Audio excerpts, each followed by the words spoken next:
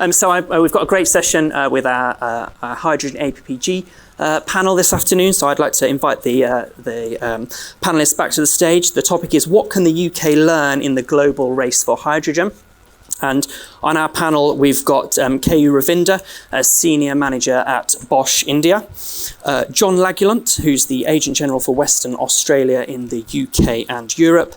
Again, fantastic Jane Toogood, the UK's hydrogen champion, and Eddie Kerr from the Economy Department in Northern Ireland.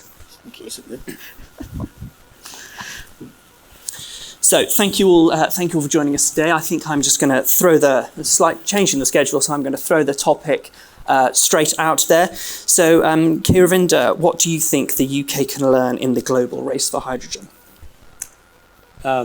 Okay, I will talk about what India is doing today, write about it. So probably from that you can pick. So if you look at India, there are three main objectives. The objectives are very clear: decarbonization, crude oil import reduction, which is affecting in a big way the economy. And third one is, of course, also looking at reducing crude oil import with. So now, if you see what India has done on all these three objectives, so also the third one is air quality, and it's from decarbonization and crude oil import reduction. And India has done remarkably in the last 6-7 years. And that means basically ethanol introduction, alternate fuels. And E20 was supposed to come in 2030, preponed to 2020 already. And of course, there were a lot of deliberations and discussions, but nevertheless, 2025 was the target. And now already in 2023, we are meeting 11 cities with E20. So apart from that, of course, CNG is part, but it's not helping basically the decarbonization, but it's helping also crude oil import reduction. And now, if you look at air quality, and in the last years, we skipped BS5, directly came to BS6. And so we have done BS6, BS stage 1 and stage 2, which is also equivalent to Euro 6D, of course, with our same boundary conditions from India. And also from air quality perspective, there is scrappage policy introduced, and a lot has been done. So these are all, I would say, small steps which we have taken in the last couple of years. And now, if you look at the commitments from India, COP26, for example, which is net zero emission by 2070, and also looking at 2047 to be energy independent. These are the commitment was what India has already done. If you look at the objectives, what we have on hand, and the commitment both together, and that is where hydrogen comes into picture, because hydrogen is clearly one of the fuel which can help us meeting our objective and commitments. And what is quite important in India is recognizing this importance of hydrogen. And Government of India has set up this National Hydrogen Mission, which was introduced by Honorable Prime Minister on 2021, August 15th. That was our Independence Day. And the bill was passed in Cabinet in 2022. So the main focus of this National Hydrogen Mission was production of hydrogen. That's one target. And the second one is the renewable energy. And third one is, of course, our vision, annual CO2 reduction. These are the main objectives. But of course, this is what. And now the National Hydrogen Mission clearly also lays out a plan how to reach this. This is quite important. And what does that mean? So enablers. Also, Mr. Alexei was quite mentioning about the enablers to happen. So be it ease of doing business, and second one is innovation. Research and development, and third one is also looking at infrastructure, and supply chain. That's quite important, and also standards and guidelines. So this is all quite important. So it's also this the mission, the vision also as part of this. And now, not only stopping at that point, and every central ministry has been given independent responsibility or a joint responsibility towards this vision. So that is quite important. So that is, the government has put a clear guidelines what each ministry should do. For example, a Ministry of New and Renewable Energy taking the lead, but of course is working with the Ministry of Power and all the adjacent ministries, and to formulate this. And then the next thing is the government is also encouraging pilot project, not only in transport segment, also in captive, be it fertilizer industry or the steel industry. There are already pilot projects introduced under the guidance of the secretary from the ministry, and these have been driven quite well. Also, this is kind of learning into the series project during industrialization. And apart from that, one of the most important is the industry and the government with institutes are working together, because that's the vision what the government has. It's pushed top down and it's very clear guideline.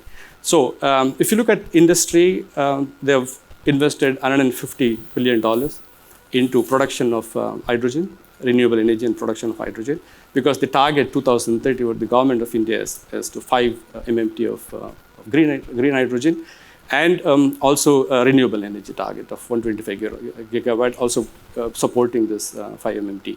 So these are the target what is given. And there is investment by the private agency. Also, government is also giving the PLI, or the production-linked incentives, and also funding projects. So these are all what the government is doing together with the institute. And from innovation perspective, one is the industry is also working together with the institute, and also foreign agencies for innovation, and this is already projects are driven. So if you look at the overall, so it's not that somebody is not interested or not driving it, it's a kind of collaborative approach towards one vision and one goal. So that is how India is working today. That's fascinating. John, how does that compare to Western Australia? Well, the journey, I was going to address your question directly. The journey which we're taking on transition is over a long time frame. I mean, I think that's the first observation I'd make. The other journey we're taking is not to concentrate your fuel sources in any one form. I mean, you look at the UK economy going forward, it's going to be quite a mix, probably a bigger mix of energy sources than we're seeing even today. And I think that is really a sensible approach to take. You don't want to put, and I think recent geopolitical experience has been, you don't want to put all of the eggs in one basket here. And I'd equally argue that as the UK looks forward, sure, develop your hydrogen industry as strongly as you can, but look for sources of supply which diversify your risk, because we just never know what the future is going to be. And as you diversify the risk, I think you also, over time, start to address this technology issue and the cost issue. I think the other point, picking up the conversation from the previous session, is the Inflation Reduction Act in the United States, to the extent that it provides incentive for people to get involved, companies to get involved in the production of hydrogen. I think that will be a major accelerator for technological development. And you could well see some significant reductions in cost as a consequence of that, for all of the reasons that the previous panel said. So again, when you look at your contracts that you enter into here, don't necessarily go long term, because these contracts could well change. Fascinating. Eddie, how does that apply in Northern Ireland? Well, I think from the perspective of Northern Ireland, there's a number of sort of key differentiating ESPs that we are a relatively small region, but our ambitions are quite big. So we've looked around the rest of the world and tried to see where Northern Ireland could be a niche enabler, looking at next steps in routes to market for one of our main USPs, which is green hydrogen linked to an overabundance of wind. As other panelists have indicated, yes, it's a very diverse opportunity of routes to market for green hydrogen. So it's SOFCs, and particularly around network flexibility in our electricity networks system. We see a need for obviously having more wind in our offshore supply, and with that you need to have flexibility through electrolyzers to generate green hydrogen. And that allows us to look at microgrids, things like that, and it gets away from the billions of cost of grid infrastructure development that would be necessary. But also, quite a lot of Northern Ireland is rural, so we have to look at synthetic e-fuels to replace kerosene, for example. But then around transport, we're developing key technologies for off-road machinery, liquid fuels for agriculture in those respects. So it's effectively one of the main USPs for Northern Ireland is it's a very small region, but we obviously can never compete in fuel volume, but it's underlying technology where we have a range of innovative companies and a very agile R&D sector focusing on. And I think that's where Northern Ireland can really play its part. We do have a centuries-old engineering heritage that we do play from, and that's one of the things we're trying to get out in the world market. For example, whenever we look at the opportunity in the IRA and the targets across the EU and the UK itself. So it's really around the innovation and R&D sector. I think that's where Northern Ireland can really play its part. Jane, do you think the UK government is taking enough lessons from developments abroad when it comes to our own hydrogen? Can you ever take enough lessons? We're always learning, aren't we? So I think that's just the obvious answer is we all can learn, and we can all learn from what's going on. So look, the UK published its hydrogen strategy in August 21, and at the time I think it was a very good strategy. It did lay out a sort of time plan for how we would get there over time, and of course all of this is underpinned by the fact that the UK has legislated that we want to be net zero, by 2050. So there is a drive there to make things happen. Now, it was strong in many respects. What happened then, of course, since then, is that we had a bit of political hiatus, which made things sort of hold up a little bit. And we also had then IRA coming in the US, and then Europe responding to that. I think India's actually doing some fantastic things with regard to hydrogen. And you see a real change going on in the world. And I think the key word here is race. And when you're in a race, you modify your pace a little bit as to how others are moving. And I think there is something here about modifying your pace. Do you want to be with the lead? Do you want to be taking over at the right point? It's a little bit build on your point there. It's what point do you attempt to really move forward? And you ask yourself, why does it matter? Now, if you go back to why we need hydrogen for 3 reasons. We need it to decarbonise the really difficult to decarbonise industrial areas. So, the glass that was talked about earlier, steel, things that you need hydrogen because it's above 500 degrees. It's a concentrated source of heat. You need it as a building block, actually, for sustainable fuels. So you combine it with the sustainable carbon, and then you make the sustainable fuels and the sustainable chemicals of the future, so the things that will give us our household products. And then you need it for power balancing, so to balance off the renewables. Now, I think if you're really clear about the fact that you're going to need those, you have an advantaged position in some of those, what do? Do you wait and wait for things to develop and evolve, or do you step in there? I think what's really critical here is making sure that you deliver against a plan to the timelines that you agreed, and review from time to time whether the world has changed in such a way that you may need to accelerate that or decelerate that. Deceleration, I don't think, is a great idea at all, because what will cap these marvellous incentives, I suspect, in the US, will be supply chains. That's what's going to make it a lot slower. There's plenty of money out there. It's supply chains. And the supply chains, we talked earlier about availability of things like electrolyzers. It's going to get harder and harder to get your hands on some of these critical components. So it does matter to be in the race. And it does matter from an energy security point of view that you're actually playing in the game to win over the long term. Eddie, you look like you might have something to say there. Yeah. This isn't a sales pitch for Northern Ireland, it really isn't, but however, that's absolutely where Northern Ireland industry is looking and focusing on at the moment. It is the supply chain. A lot of our companies are looking at where are the blockages of key equipment, and looking to diversify how hydrogen can be produced. It's the whole skills sector that we want to reflect. We can't wait for skilled engineers, competent engineers to years to become available. So we have the Hydrogen Training Academy active in Ballymena in Northern Ireland at the moment. We have an entire suite of master's level engineer graduates coming out with, whether it be materials handling or hydrogen related courses. So we're trying to do that at pace and at that scale. But we see the supply chain, like I say, we can't compete on fuel volume, but it's the critical items that Northern Ireland is focusing in on. And I think for us, that's where a lot of the opportunity resides. And you look at the targets across the world, and it's not the fuel volume, it's the technology to meet the fuel for those targets. I think that's where a lot of the, well, certainly for Northern Ireland, that's where a lot of the investment is going. We see the opportunity to lead in some of those areas. Yeah, so I think there's something else we haven't mentioned, which is pretty important as well.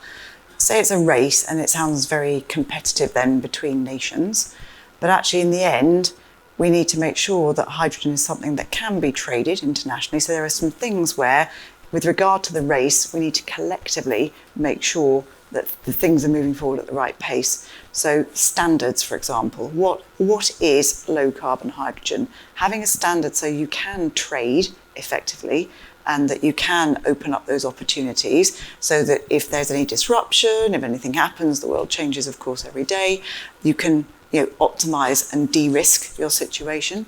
So these are the sorts of things that need to be put in place and where collaboration is really important and ultimately will accelerate all of us through that. So having the basis for good trading, I think, is quite an important part.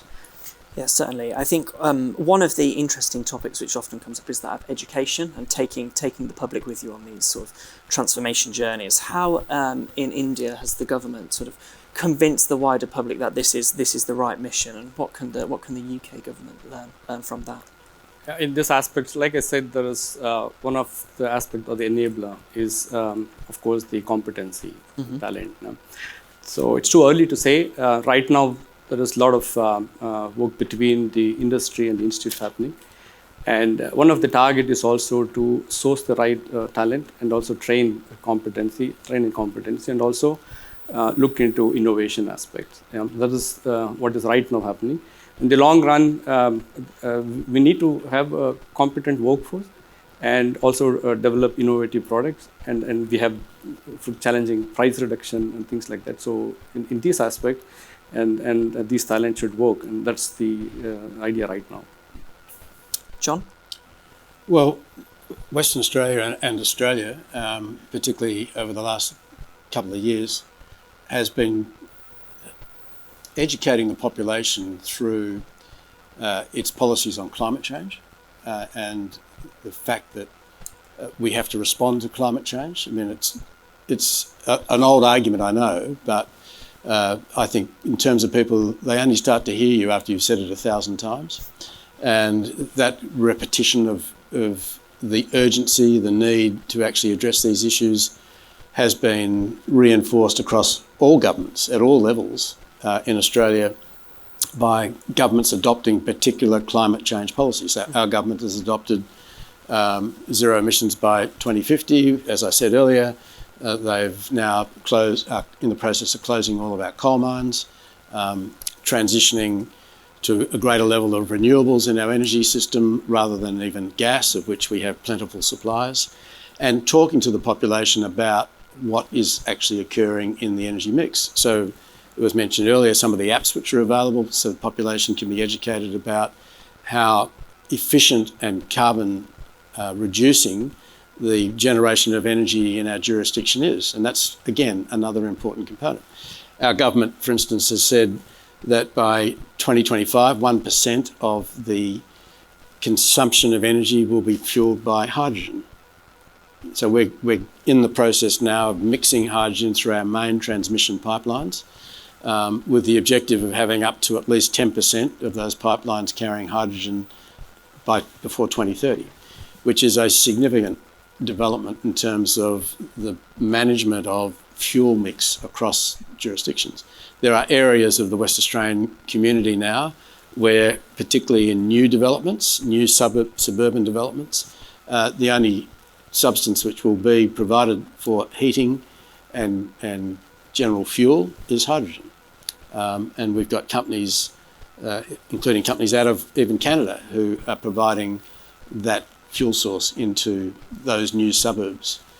You know, the mix of hydrogen into established suburbs is more challenging. I think you've discussed that during the course of today, and how that's going to go through the United Kingdom over time, I think will be one of the challenges of just what can be achieved there, because hydrogen is a more difficult product to move through pipeline than gases. But all of these things are being spoken about repetitively. Targets are being set. Reports against how progress is being made against targets are being made. This is the education program which we have to repeat. And as I said, it's only after you've said a thing to the community 1,000 times so they suddenly hear it. And that, I think, from a political point of view, is one of the challenges, but quite frankly, that's what politicians do day in and day out. You know, and so they're versed in that sort of thing. But to the extent that we keep hearing it, and many of the audience here would be educated in this field, and you wonder, so why do we have to keep hearing that argument? It's for those reasons. Fascinating. We've had some questions through the app here. So what measures should the UK be looking to take in its response to the US Inflation Reduction Act? I think I'll start with Eddie, and then I might come to you, Jane. I think whenever you look at the scale of the IRA, and then look at the scale of investment through the Net Zero Hydrogen Fund, the hydrogen business models, and the opportunities therein, the clear links to job creation in the hydrogen area, the development of the hydrogen ecosystem, how quickly it embeds within the infrastructure, the amount of hydrogen that could be produced. Like I said before, it's slightly different from Northern Ireland. We can't compete with the volumes, but if we can get a small portion of investment or collaboration or company engagement through the IRA in different markets, then that's definitely something tangible. Within DFE, we're developing the 10x economic vision of around the themes of sustainability, innovation, and inclusion, and that's all about delivering self-sufficiency and affordable renewable energy with a just transition for our people. So there's a whole range of metrics in there, but that ethos of transitional change, systemic change, that can be supported by our companies engaging directly with the IRA, and that's a journey that's already begun. So I've seen the impact of the IRA in our industry, particularly if we engage in alternative markets, which would be obviously a major benefit economically. Jane. Okay. Please go ahead. You want to go? Well, you go. I'll come after you. Okay, so I think the question was about the UK. I'm really interested what you can tell us that we should do. Yeah. Well, from a jurisdiction of even Australia, let alone Western Australia, my first bit of advice was don't try and compete against the US because they'll kill you. And I would say leverage off the technology development, which is going to happen in the US because of the IRA Act, and it's going to be replicated to a degree in Europe because again, got capacity to actually fund. Jurisdictions like Australia, which don't have the size of economies that the G7 economies have got, you've got to be sensible about this. There's no point competing. There's no point laying your soul out and going broke over the competition. So my strong advice to government would be leverage off the technology development that's going to come out of the US and make sure you position yourself in terms of transitioning so you can actually lock into lower cost as time goes by rather than lock into high cost right now. So that would be my major piece of advice. I would equally say we're mates of the US. I mean, we're all partners with the US. And the consultation and engagement with the US, I think, has to step in to the point about, so how do we share these benefits? Don't just concentrate the benefits necessarily in the US, but think about your partners as you go forward. And my jurisdiction is quite important in that regard because we sit on some of the significant quantities of the Western world's critical metals. So how are we going to play that game going forward? Okay. Jane. All right then. So I totally agree. Don't compete. That's not the game at all. The key is here about, okay, what do you want to do? What can you make happen? And how can you make that happen well? So I think sitting back isn't an option for the UK. We've committed that we have to decarbonise by 2050. We also have a need to ensure we've got energy security over the longer term. And we set the target quite clearly as a result of the review of the hydrogen strategy for 10 gigawatts by 2030 as part of that energy security. So you need to move forward. I think what the UK can do really well is to provide certainty, could provide more certainty, stick to the timelines that we've put in place. And today, there are really good, substantive, gritty discussions going on about how the business models get applied to specific projects. And that's just not there in the same way at the moment in the US. So there's lots of work going on, multiple projects being examined, looked at, sort of feasibility studies, etc. But not actually things that are at the same stage as they're at in the UK. Now, getting those projects over the line, you know how it is. You get into the nitty-gritty of the hurdles and the specifics. Get that learned, get that experience, and make the projects happen, I would say is very important. There's a second thing where I think the UK has quite an important advantage. We're a big enough market to be attractive overall. We're also small enough and have a legacy around our infrastructure and our infrastructure systems, gas and electricity. If you actually plan that properly, strategically, in an integrated way, given that hydrogen is part of that whole energy system, you have the ability then to take advantage from good strategic investment with regard to the infrastructure for the future, which will benefit over the long term, quite apart from the security aspect of it. It will also make savings. We know that there's work done by Guidance that said if you planned an overall system, you could save 38 billion of infrastructure cost. Now that is a big potential advantage. So when the government's setting up the FSO and that's being put into place, ensuring that the planning is done to cover electricity, gas and hydrogen, and ideally also the carbon capture and storage as well, would be a very powerful way to get an ecosystem that is really able to play in that hydrogen economy. And I think that's differentiated because I think that would be an extremely tough challenge actually for the US, for example, to put into place. So differentiator for us. That links neatly to another one of the questions. How has the EU's regulatory response to IRA changed the global picture on the rollout? KU, I think you might be best placed to answer that from a global perspective. Oh, sorry, KU. Do you want to take a crack on that? How's the EU's response to the US IRA changed the global picture? Look, I still agree with not being competitive. Of course, it's the economy where we cannot compete upon. So, and if of course Europe is looking at also a kind of investment like what US is doing, and will we be able to do that kind of investment? And apart from that, sticking to whatever the goal we have, and then also working on that goal continuously, and then of course learning from whatever the innovation and strategy is being placed, and learning out of that and making our whatever we have planned more reliable, and that would be the most important, rather than going. I think that's. I think I'd like to add something as well, and it builds a little bit on a point made earlier. One of the responses to IRA from Europe has been to look at some of those critical resources that are at the heart of this. And we know that there are critical metals, for example, that are fundamental to the energy transition. It will be important, I talked about it earlier, to recycle those critical resources. And I think that's quite an interesting dimension to it.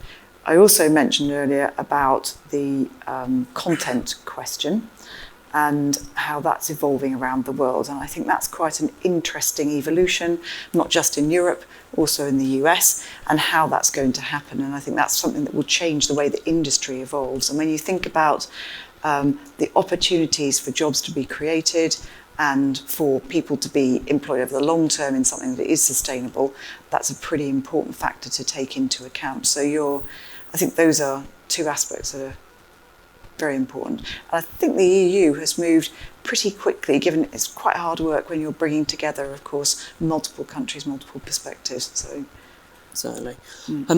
The next question is, which nations around the world are setting the highest standards on hydrogen, and what can the UK look to learn from them? So who in your opinion, as our expert panel today, is setting the best standard? Clearly the UK. it is the UK. Clearly The UK. Yeah. So the UK has really set the tightest standard at the moment on hydrogen. And this is about, again, why are we using it? We're using it to decarbonise. We're not using it for any other, we're using it to decarbonise. So it's all about the amount of CO2 that you've got in the hydrogen being produced. And the UK has set the highest standard on hydrogen. And that makes perfect sense because that's the goal of the whole thing.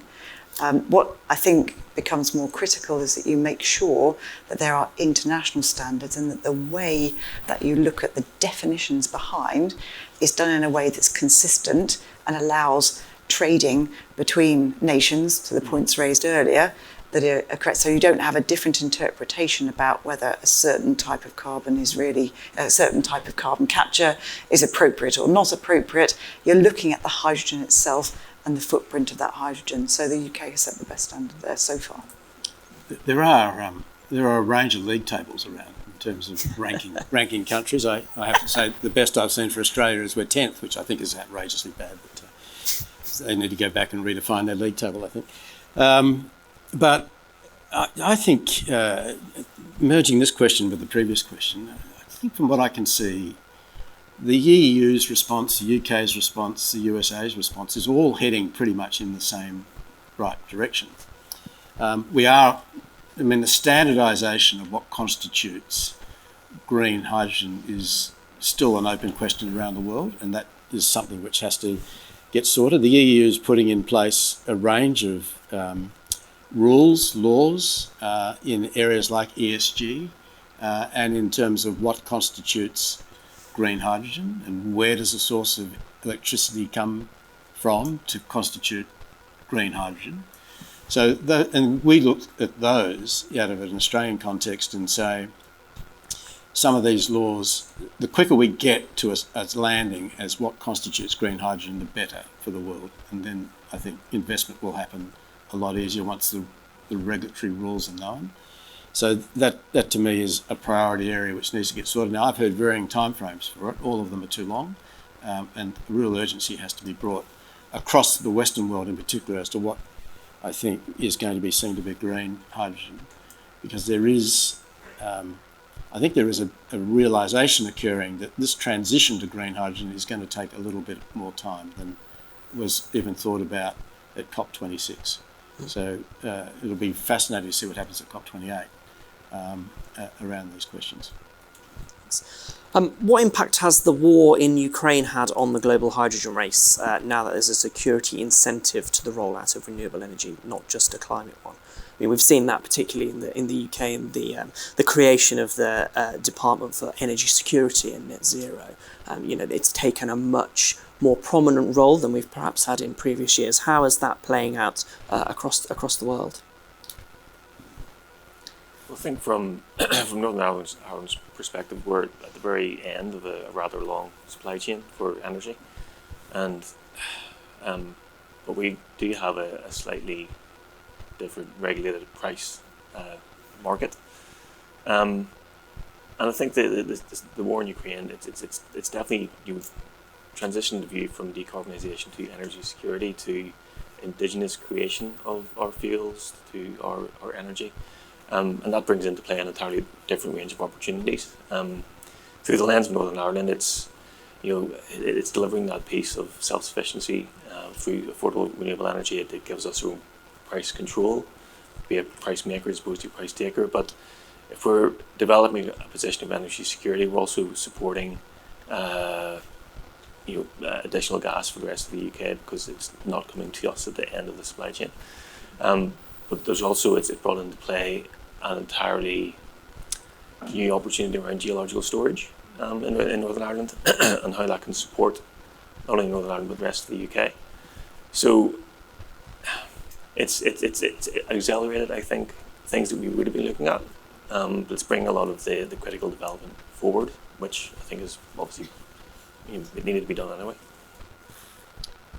As far as I'm concerned, it's had one of the biggest shocks on the world since, some of the big oil shocks of 20, 30 years ago.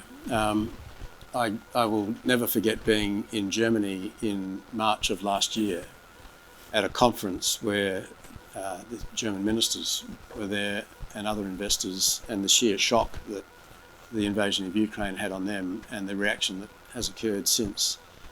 And it has translated for Australia into bringing Australia, a jurisdiction that is that far away, right into the play for the provision of energy into Europe, something which hasn't been a common practice before. So I think it has changed a lot of people's assessment of risk.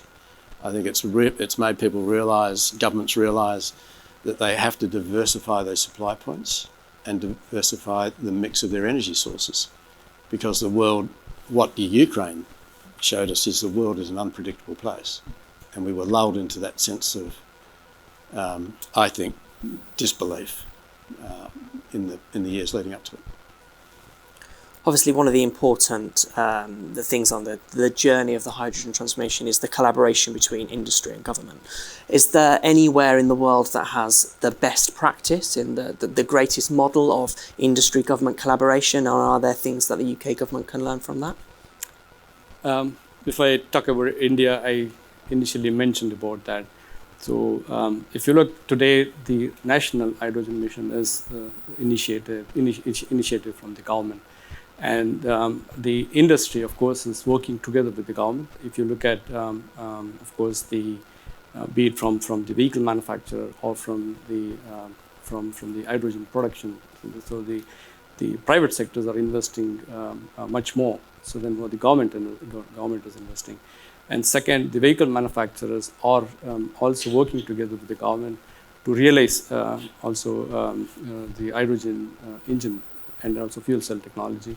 And then also the captive segments like the cement industry, or the fertilizer and steel industry, they have already initiated pilot projects, and they are learning from the pilot project on the long run. So if I look today, one of the best examples over last years in India, because we have never seen this happening.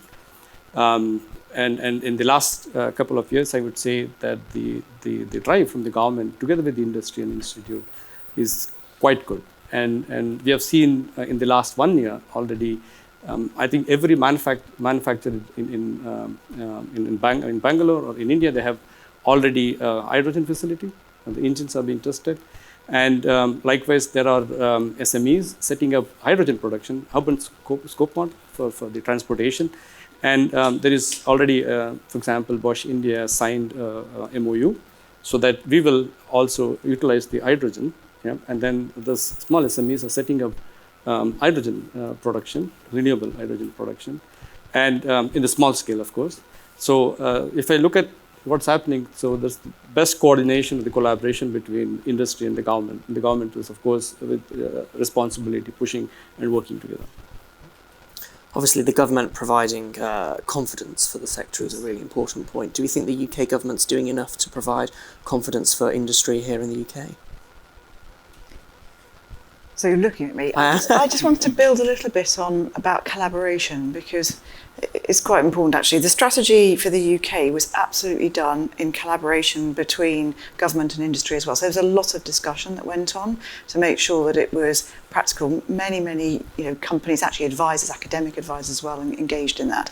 And so I think that was very strong. I also think that in terms of the collaboration, each and every project today is getting a lot of collaboration because it needs it to go through these initial hurdles. And so making sure that there are discussions about the specific business model, and of course where funding is required, you have to go into a collaborative working mode, challenging and collaborating. I think that's totally normal. In terms of certainty, I think we can do more on certainty. And why is that? Because investors have a choice. There's good money there. that can be deployed as part of this transition that will underpin tens of thousands of jobs actually in the future, and having a certainty, in other words, a route map for how you're going to get to where you need to get to, and then sticking to that route map is important. So, for example, this year is an important decision around blending. It's important that decision happens.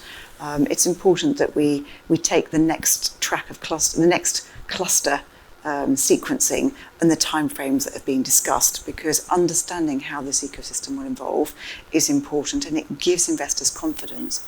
Fortunately, the UK has a really good track record on offshore wind in the past, and that sort of CFD approach. And I've heard many times from a number of investors that that's actually something that has given confidence in the past and can help underpin. We can mirror some of that planning certainty, and then also the models underneath that can make quite a big difference. Yeah, I was just going to say the key words there of clarity, certainty, and confidence. That's absolutely the narrative that needs to be happening with industry engagement. Whenever the executive published the Northern Ireland Energy Strategy Path to Net Zero, December 2021, we very clearly said we support green hydrogen, and that is how we're going to develop our gas blending model, linked to offshore wind, electrification, and that was fed in the industry. So we'll be starting to see the fruition of that with gas blending of hydrogen within the next year. Certainly in terms of smaller scale project development, there's a number of housing schemes will be blending hydrogen, I think, next summer in Northern Ireland. And I wanted to just talk about the link between government and industry and academia, just from with a sort of special example. Through the city deals, government is supporting, to the tune of 120 million, the development of AMEC, which is the Advanced Manufacturing Innovation Centre, effectively a factory of the future in Newton in Northern Ireland. A major part of that will be hydrogen focused. And the key thing is it's industry-led, informed by academia, in an agile working framework of the city deals. So whenever the energy security issues of the war in Ukraine became paramount, that was able to reform effectively, and it brought in other elements of projects as demonstrators. So we were able to respond, and that's at the heart of what the small economy in Northern Ireland is able to do. It's very agile. It's very closely linked to its R&D and innovation sector. And I think with that transparent link, business has a lot of certainty. With that clear policy direction, business has confidence. And I think that's ultimately a test bed of how we're liaising with other countries and other markets, is that confidence. Things like the energy bill going through Parliament at the moment is very important. It's very important that's there, and that the mechanisms are put in place so that things can progress. And these sorts of things are... That's actually the next question on the screen. How will the measures in the energy bill support the UK's international competitiveness on hydrogen?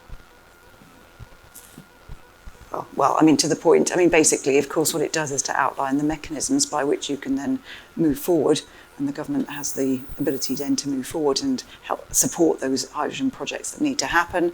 If you don't have the mechanisms, it's more difficult to see that certainty. And then what you need, of course, is a really clear roadmap of how you're going to deploy, and I think investors will take a lot of confidence from that. So it's absolutely fundamental to that.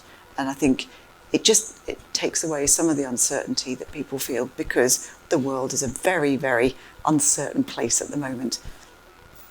A more specific question now from the floor. Do India, Australia or Northern Ireland specify in regulations that green hydrogen should be used for the decarbonisation of the shipping and aviation sectors? From India perspective, what I see in the National Hydrogen Mission is covering the captive segments and the transport segment in the long run. What I've not come across is the shipping and aviation. It's the long-term solution right now. It's definitely not aviation. And right now, if you look at the overall gray or brown hydrogen, which is utilized in India, it's around 6 MMT. And the first target, which is coming from the captive and transport segment, that the target was first to meet that in 2030, and then later in the long term, looking into shipping and aviation. As of now, that is not the target from India government. How about in Australia? Not yet. I mean, the regulatory structure around the production of hydrogen is in development. The new government at the federal level has indicated that process is on foot now. My expectation, though, is that there will be statements of intent. Whether they get to hard regulation, time will tell, but we're looking in Australia at decarbonising the economy, so the shipping fleet, both our own shipping fleet and the international shipping fleet, we would seek to give preference to it. I would expect over time, and my expectation is the world will take care of this issue as well. And finally, in Northern Ireland. I think sort of clarify. In terms of transport, the areas noted that they're not devolved powers from Northern Ireland, so we are subject to, under aviation and Jet Zero, the 10% SAF by 2030, and we're obviously going to comply with that. But it's the technology focus, the R&D development for the production of SAF compliant fuel. That's where our company is moving towards. In terms of the bits that are covered in our powers, it's the electrification, the EV side of things. That's covered by the EV infrastructure plan, which was published last year, and it's our R&D sector sees the opportunity. It sees the legislation within the UK in play, and it's already moving towards. Talk about shipping, looking at e-methanol. In relation to some projects in and around, whether it be maritime, cruise ships, ferries, that sort of thing, and even liquefied ammonia as an additional energy carrier. But all of this, hydrogen plays a key part in those synthetic fuels, and that's where a lot of our R&D sector is looking at is that particular IP and the technology, which is obviously welcomed by government because it all plays into the overall Climate Change Act, which came into legislation last year. Those measured emissions need to be reduced. It may not be in our legislation in terms of transport, but it's a measurable outcome which we have to impact on. I think the next question is, what impact has the UK's departure from the European Union had on our hydrogen development and our ability to forge our own path? I don't know if anyone feels they want to take that one. UK argument to me, but I mean, I think that's a whole political side. We've talked very broadly about the trends, etc. I think those are the really important things there. Actually, it's very important that we are evolving and developing at an appropriate pace our hydrogen economy in the UK, and we need to make sure we do that. We need to provide the certainty, we need to provide the clear roadmap, and I think with that we can move forward. I think now we'll probably be able to take some questions from the floor. If anyone wants to, there should be a mic at the back.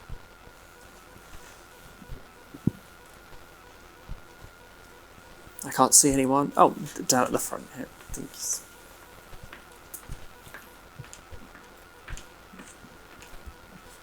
Hi, Anne Merkovich from Cummins. Firstly, thank you so much. That was really interesting. I have a bit of a biased question, but do you think the UK is missing a trick by not adopting H2ICE technology for heavy duty compared to other markets like the EU, the EPA in the States, India and elsewhere? Thank you. Who wants to kick off on that? Are we missing a trick? Shall I make a comment? Jane? But please, feel free. Listen, I think we have definitely got some thinking to do about transport in total, and that could cover everything. Okay, and we have a huge challenge ahead of us. Of course, we want to make sure that we're using electric vehicles and using those as much as possible where we can do. We know that's going to need a whole load of infrastructure behind it, and we also know that we'll need to make sure we have appropriate levels of renewables, etc. The other thing that we also need to do is to make sure that we have the ability to take our heavy goods vehicles around the UK and also across into Europe and into our neighbours' places that these vehicles can cross. So we need to make sure we're doing that. I mean, H2ICE is one of the solutions for decarbonisation, and just like everywhere else, we need to be looking at all of the possible options that are available to us and assess those and deploy those. Transport won't be a single solution, it will be multiple. And so it will be things like, of course, batteries, also fuel cells, hydrogen ICE, sustainable fuels. There are multiple facets. And we talk then about road vehicles. Actually, transportation is also aviation. I think there was something earlier today about how hydrogen gets used in aviation, and that's a pretty important development. Sustainable fuels will be a big part of that pathway for quite a long time to come.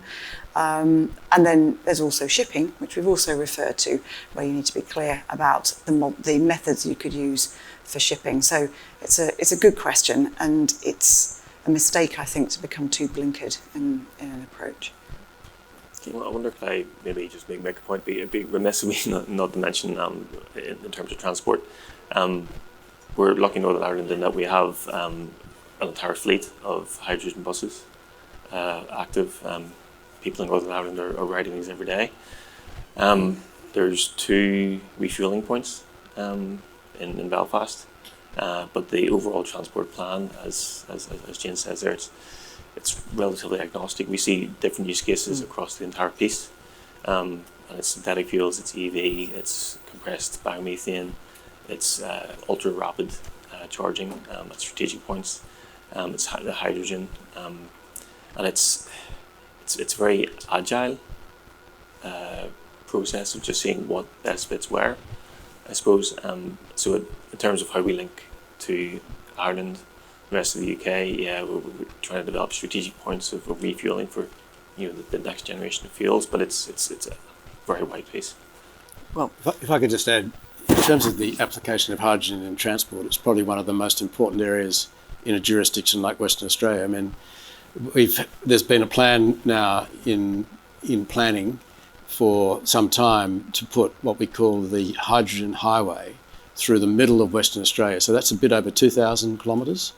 So particularly the heavy truck vehicle, plus also the tourist industry, can basically drive the length of Western Australia by refuelling on hydrogen. Now, that use, particularly on the heavy vehicle industry, transfer that into the heavy mining industry, you get a significant penetration of the use of hydrogen in a range of areas in your economy. And I think that's going to be one of the most instructive developments in terms of just educating people to how hydrogen is going to be a new fuel source, and it'll gradually become quite a common part of what we see. Well, thank you, and thank you all to our panel. I think a fascinating session. I think an overall summary is lots to learn. So there are some drinks starting upstairs, so I'm grateful if you could show our appreciation to the panel, and thank you very much.